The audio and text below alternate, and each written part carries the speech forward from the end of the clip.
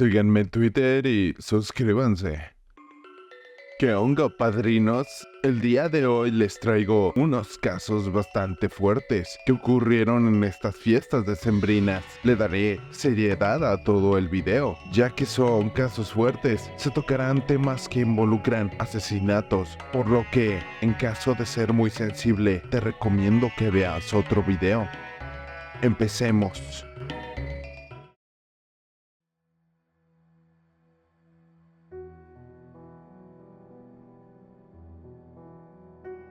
En muchos medios de entretenimiento se ha mostrado a un Santa asesino, pero esto ocurrió en la vida real.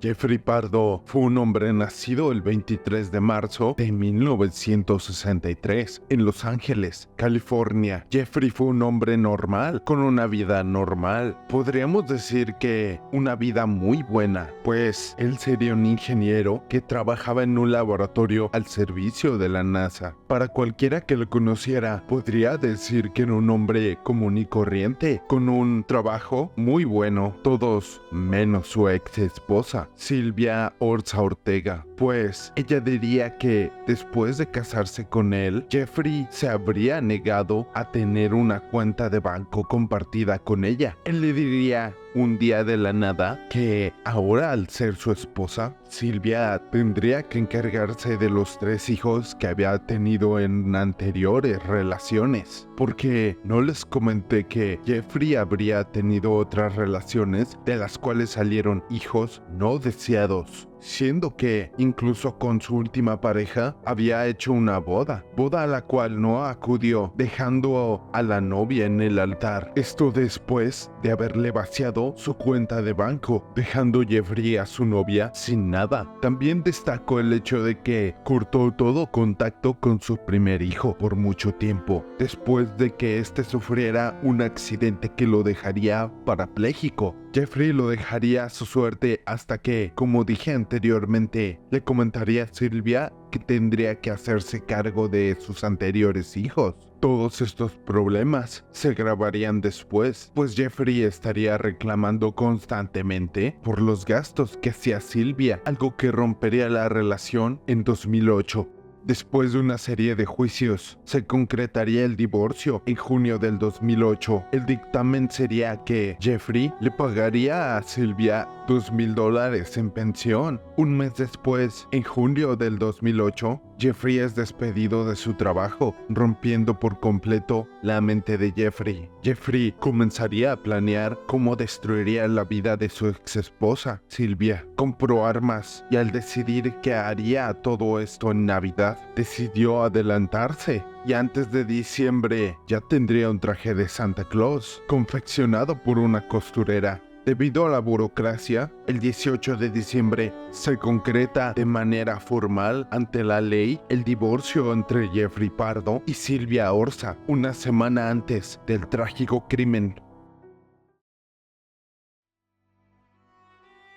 24 de diciembre del 2008, una llamada de emergencia suena en la estación de policía de Covina, un suburbio ubicado en Los Ángeles, California.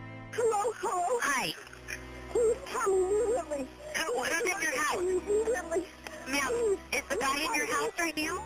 Okay. Ma'am, hold on. Is he at your house?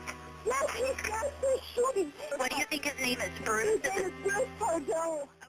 Jeffrey llegaría vestido de Santa a la casa de la madre de Silvia a las 11:30 p.m. Enseguida se notaría que dentro de la casa se disfrutaba de una fiesta de Navidad, la típica cena en la que se reúne la mayoría de la familia. Jeffrey tocaría la puerta sosteniendo una maleta y una caja envuelta en papel de regalo, mientras que una niña de 8 años llamada Katerina Yusef Polsky, sobrina de Silvia, se acercaba a abrir la puerta. Jeffrey abría la maleta, sacando 2 pistolas de 9 milímetros. En cuanto se abre la puerta, Jeffrey dispara a la inocente Katerina. El claro sonido de un disparo deja en shock a los 25 presentes en la cena. Jeffrey se adentra en la casa para llegar al comedor y empieza a disparar de forma indiscriminada. Una vez vaciados los cargadores de las 2 pistolas, saca otras 2 pistolas de 9 milímetros, esta vez semiautomáticas, de la misma maleta, con las que terminaría de rematar a todos los que pudo alcanzar con las balas, dejando a 9 personas sin vida. Lograría su cometido principal, llevándose la vida de su ex esposa. Una vez vaciadas las otras 2 pistolas, Jeffrey destapa la caja envuelta en papel de regalo y de esta caja saca el último artefacto letal, un lanzallamas y un bote pequeño con gasolina, con la que habría empezado a quemar la casa. Una de las presentes y sobrevivientes de la tragedia sería Leticia, la madre de la pequeña que recibió el primer ataque balístico de Jeffrey. Milagrosamente, la pequeña Katrina no recibió un daño letal. Leticia se llevaría a su pequeña y rápidamente buscaría en la calle a algún vecino aledaño. Esto para inmediatamente hacer la llamada al 911, con la que los servicios de emergencia enseguida se enterarían que aquel incendio fue causado por el ataque de un hombre vestido de santa. Jeffrey sería rápido en usar el lanzallamas, pues él no quería ser atrapado por las llamas, ni por la policía. Él sale enseguida del siniestro antes de que las llamas fueran más grandes y rápidamente iría a su auto para cambiarse. Rápidamente conduciría hasta la casa de su hermano, la cual estaba extremadamente alejada de la escena del crimen, 50 kilómetros lejos del lugar. Dejaría el auto estacionado unas calles antes de la casa de su hermano. Esto porque dentro del auto dejaría envuelto sobre el traje de Santa una bomba casera. Después iría a la casa de su hermano y amarrándose una cuerda en los pies en la que dejaría $17,000 envueltos, se volaría la cabeza, acabando con todo, debido a la cantidad de objetos combustibles como los adornos navideños, junto con el combustible que Jeffrey regó antes de usar el lanzallamas. El incendio se volvió muy agresivo, teniendo que presentarse 80 bomberos en el siniestro. Hora y media después, el incendio es extinguido, con un saldo de 9 fallecidos y 3 heridos. La policía investigando descubriría la historia marital entre Sylvia y Jeffrey, quedando claro que el crimen fue pasional. Asimismo, la policía descubre que Jeffrey habría comprado un boleto hacia Canadá, enterándose que Jeffrey le llamó a un amigo que vivía en aquel país días antes del crimen, diciendo que quería pasar las fechas decembrinas con él. Esto en un principio dejaría pensando a la justicia sobre que Jeffrey tal vez escaparía a Canadá, pero debido a todo lo que hizo al final, se tomaría como una pista engañosa que habría fabricado Jeffrey, aunque esto último nunca quedaría del todo claro, pues nunca se sabrían las verdaderas intenciones que tenía Jeffrey con la compra de ese vuelo a Canadá.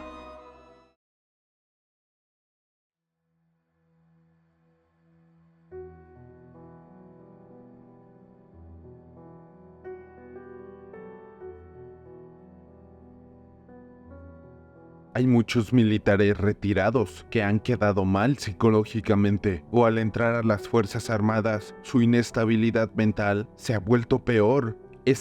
Lamentablemente, es un caso que ejemplifica lo dicho anteriormente. Ronald Gene Simmons nació el 15 de julio de 1943 en Chicago, Illinois. Su padre murió cuando Ronald tenía apenas 3 años, y un año después del deceso de su padre, su madre se casa con William D. Griffin, un ingeniero que posteriormente sería llamado para servir al ejército, algo que provocó que Ronald estuviera en constante mudanza, haciendo que no tuviera un lugar fijo en el cual vivir. Para sus 17 años, Ronald decide cortar sus estudios para alistarse en el ejército de Estados Unidos. Fue llevado a Washington y una vez instalado, conoce a su futura esposa, Bersabe Rebecca Olbarry, con la que decide contraer matrimonio en 1960. Ronald seguiría escalando posiciones en el ejército, esto hasta 1979, cuando decide retirarse con el rango de sargento mayor. Después de esto, comenzaría su ida en picada, pues el 3 de abril de 1981, a Ronald se le notifica que era investigado por el abuso sexual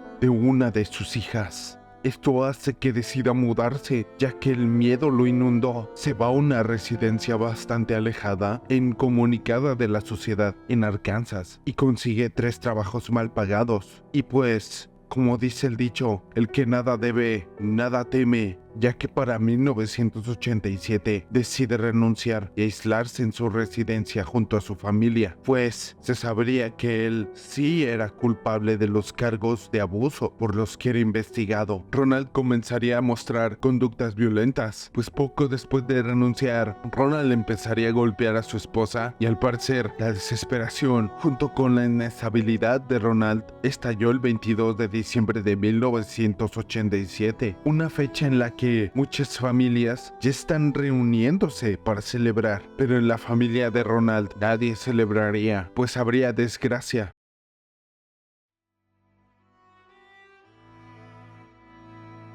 Ronald primero le dispararía a su esposa en la mañana. Poco después, su hijo de 29 años, Ronald Gene Simmons Jr., iría a la casa a visitar a su familia, pues él iría a la típica visita decembrina para pasar un par de días junto a sus padres y después celebrar junto a más miembros de la familia. Pero, lamentablemente, Ronald padre ya se lo estaba esperando. Lo esperó para matarlo y lo peor es que su nieta de 3 años venía junto a Ronald Jr., su padre, y lamentablemente Ronald padre la estranguló hasta arrebatarle la vida. Para la tarde, los 4 hijos de Ronald de 17, 14, 11 y 8 años, sus hijos más pequeños, llegarían de la escuela justo para empezar sus vacaciones de Navidad. Según investigaciones, Ronald de alguna manera los habría matado de forma individual. Al pasar del día, miembros de la familia habrían sido citados para ir el 26 de diciembre a festejar Navidad, algo que no sucedería.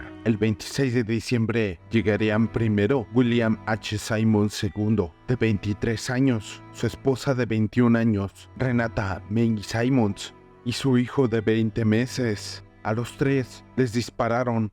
Ronald escondió los cuerpos de su hijo y su nuera por el comedor, y el cuerpo del pequeño sería escondido en la cajuela de un auto. Después llegaría Sheila, la hija de 24 años de Simon, y su marido, Dennis Raymond McNulty, de 33 años, así como sus hijos, Sylvia, de 7 años, y Michael, de 21 meses. Sheila y Raymond serían asesinados con disparos y los pequeños Sylvia y Michael estrangulados. Los cuerpos de Sheila y Raymond serían escondidos en el comedor donde estaban los cuerpos de los primeros asesinados y los cuerpos de los pequeños escondidos en la cajuela junto con el pequeño que había sido rematado anteriormente. Al terminar el día, Ronald tomaría un auto diferente en donde escondió los cuerpos de los pequeños rematados. Esto para ir a un Sears a recoger los regalos que la familia había pedido, pero que se habrían retrasado en llegar. Posteriormente fue a un club privado y horas después regresó a su residencia. Esto sería una de las peores masacres a una familia en la historia de Estados Unidos, pero esto se volvería peor, pues Ronald decidiría que el 28 de diciembre haría una última salvajada. La mañana del 28 de diciembre de 1987, Ronald llega a Russellville, entra a una oficina de abogados, le dispara a un recepcionista y avanza un poco, encontrando a quien seguramente buscaba, Kathy Kendrick, una mujer de la cual Ronald se había enamorado, pero fue rechazado. Le dispara y procede a irse lo más rápido posible a la oficina de una compañía petrolera, donde mata a disparos a un hombre llamado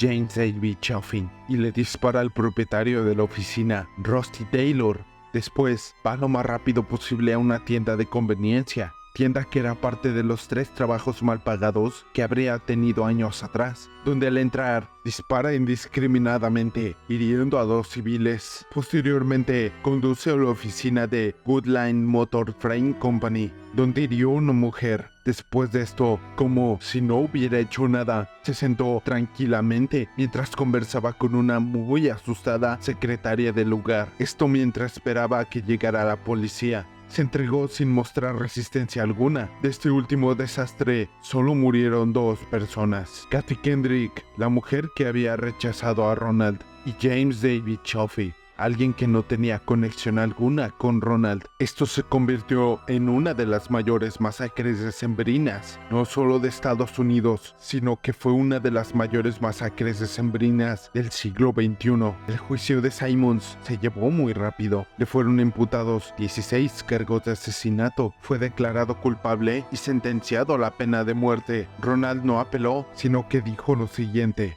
para aquellos que se oponen a la pena de muerte, en mi caso particular, cualquier cosa que no sea la muerte sería un castigo cruel e inusual. Se le procesó y se le dictaminó la sentencia de muerte.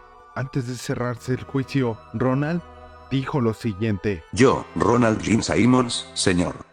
Quiero que se sepa que es mi deseo. Y mi deseo que absolutamente ninguna acción por parte de nadie se tome para apelar o cambiar de alguna manera esta sentencia. Además, se solicita respetuosamente que esta oración se ejecute sin demora. Inicialmente, su pena de muerte sería aplicada en 1989. Por más inverosímil que suene, a Simmons se le otorgó la oportunidad de apelar su sentencia, algo que se cuestionó mucho debido a las acciones tan horrendas que Ronald llevó a cabo, por lo que se tuvo que votar sobre si darle la oportunidad a Ronald de apelar su sentencia, algo que terminó con 7 votos en contra, quitándole su apelación a su pena de muerte. Esto provocó que, aunque terminantemente ya estaba sellado su destino, debido a temas de burocracia, se tuvo que cancelar su pena de muerte. Ya hasta Ronald había consumido la que sería su última cena. A pesar de toda esta estupidez, su sentencia fue firmada por el mismísimo Bill Clinton para ser llevada a cabo en 1990. Esto hizo que, incluso siendo atrasada, esta fuera una de las penas de muerte más rápida en ser aplicada en su momento. El 25 de junio de 1990, Ronald Gene Simmons muere por la inyección letal. Su cuerpo no fue reclamado por ninguno de los familiares que quedaron vivos, siendo enterrado en una fosa común.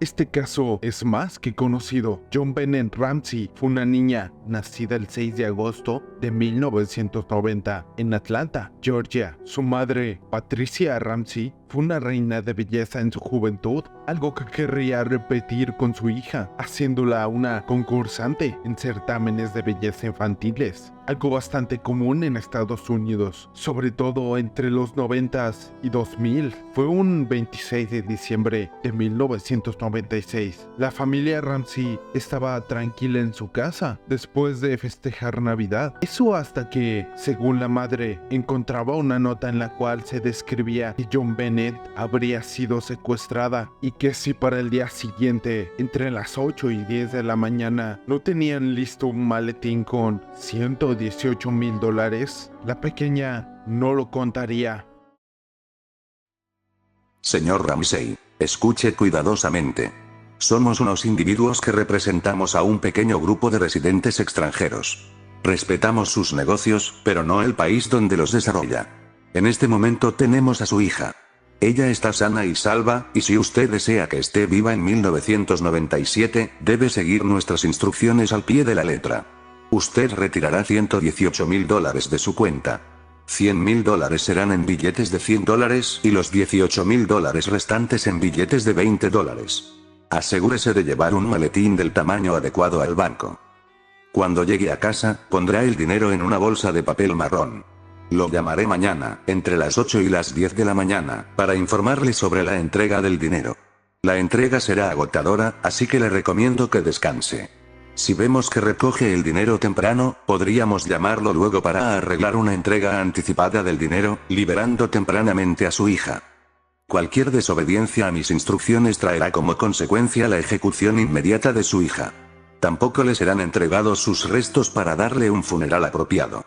Le aconsejo que no provoque a los dos señores que guardan a su hija, pues usted no es de su gusto particularmente. Si le cuenta a alguien sobre su situación, ya sea a la policía o el FBI, traerá como consecuencia la decapitación de su hija. Si lo vemos hablando con un vago, ella muere. Si alerta a las autoridades del banco, ella muere. Si el dinero está falsificado o intervenido de cualquier modo, ella muere. Puede intentar engañarnos, pero tenga en cuenta que estamos familiarizados con medidas policiales y tácticas. Usted tiene un 99% de posibilidades de matar a su hija si trata de ser más astuto que nosotros. Siga las instrucciones y tendrá un 100% de posibilidades de tenerla de vuelta. Usted y su familia están bajo vigilancia constante, al igual que las autoridades. No intente idear un plan, John. Usted no es el único poderoso merodeando, así que no crea que matar sea muy difícil. No nos subestime, John. Use ese buen sentido común de ustedes los sureños. Todo depende de usted, John. Victoria.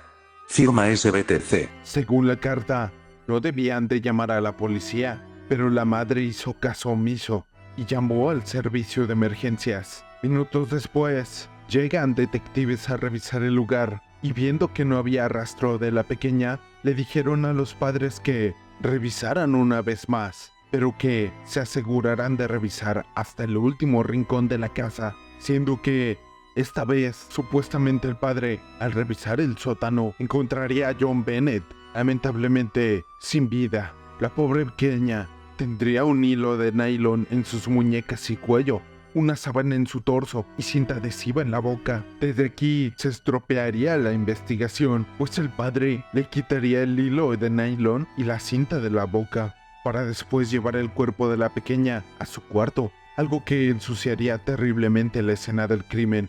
Mientras se investigaba el caso, se fueron suscitando cosas extrañas. ¿Por qué la madre no supo que su hija estaba hasta que encontró la nota si todos estaban en la casa? ¿Por qué la madre, al leer que en la nota se pedía que no llamaran a la policía, lo primero que hizo fue llamar a la policía, sabiendo en el peligro tan extremo en que estaba la vida de John Bennett? Y mientras pasaba el tiempo, todo se tornaba aún más extraño. ¿Por qué los padres se muestran tan indiferentes? ¿Por qué durante la autopsia se encontró una lesión en las partes de John Bennett? ¿Por qué se encontró ADN de un hombre desconocido en la ropa interior de John Bennett? ¿Quién es la persona que se escucha al fondo de la llamada que hizo la madre en 911? ¿Y qué es lo que dice? Agrego que los padres dijeron que el hermano de John Bennett estaba dormido mientras ocurrió el secuestro y la llamada, algo que será importante para algo que les comentaré después. Se sabe que la madre, después de hacer la llamada, pensó que había colgado el teléfono, pero no lo hizo, por lo que se escuchan unas voces por un par de segundos antes de que la operadora del 911 colgara. Esto ha sido uno de los puntos más frustrantes debido a la calidad del audio, pues justamente en este par de segundos, se podría encontrar la pista más grande del caso de John Bennett. Se han dado muchas interpretaciones a lo que dicen las voces de fondo, pero todos están de acuerdo en una cosa, y es que en el final del audio, se alcanza a escuchar la voz de un niño. Sí.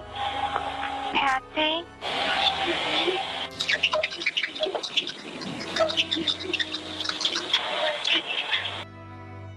Sí. Patsy.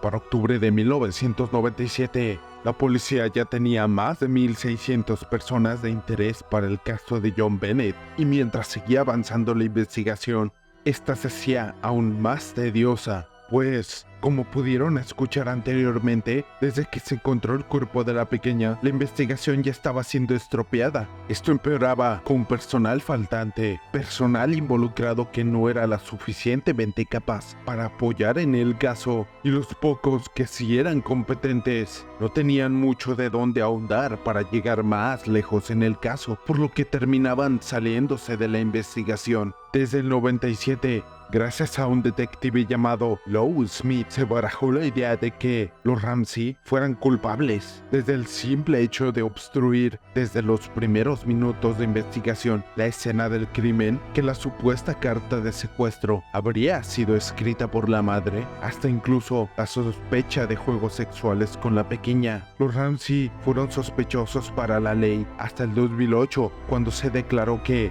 no había ninguna prueba contundente contra los Ramsey para el caso de John Bennett. Esto hasta el día de hoy sigue siendo hasta indignante para algunos, pues toda la familia habría actuado de una manera muy sospechosa. Hasta el día de hoy se barajan dos teorías principales, una la cual se supone ya ha sido descartada por la ley, pero que, debido a lo difícil que fue desde un principio la investigación y lo sospechoso que fue todo, la sociedad sigue teniéndola como una teoría plausible, primero, y la cual hasta el día de hoy sigue siendo investigada, que todo haya sido real, que John Bennett sí fuera secuestrada y asesinada, pero que hasta el día de hoy no se hubiera identificado a la persona correcta. Y la otra teoría, que el hermano de John Bennett, Burke Bennett, en un ataque de rabia después de que John Bennett le quitara piña de su cena, la golpeara con un objeto contundente en la cabeza, y que para encubrirlo, los padres hubieran fabricado toda la escena del crimen. Todo esto con el más sumo cuidado.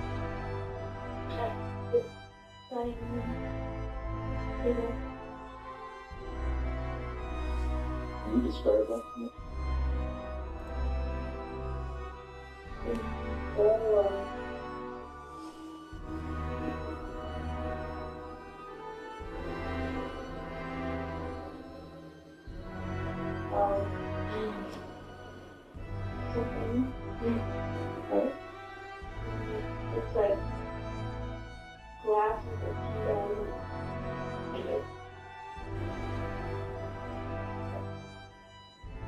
Lamentablemente, el tiempo sigue pasando y cada vez pareciera que el caso nunca se resolviera, aunque aún se sigue teniendo la esperanza de que esto sea resuelto, pues si ya han sido resueltos otros casos como el del asesino del Zodíaco, el cual es muchísimo más antiguo, pues aún se tiene esperanza de saber la verdad del asesinato de John Bennett. Bien, ha sido todo. Les agradezco mucho por llegar hasta el final del video. Tenía pensado hacer este como el especial 2000 subs, pero quiero guardar el título de especial para el último video, que será puramente de comedia, por lo que esperen ese último video. Espero y me sigan apoyando, padrinos. Cada video que subo pasa los 5000 de vistas y no pensé tener estos números para diciembre. En verdad se los agradezco mucho. Ya se la saben, suscríbanse, denle like, compartan este video y síganme en Twitter. Y pues nos vemos.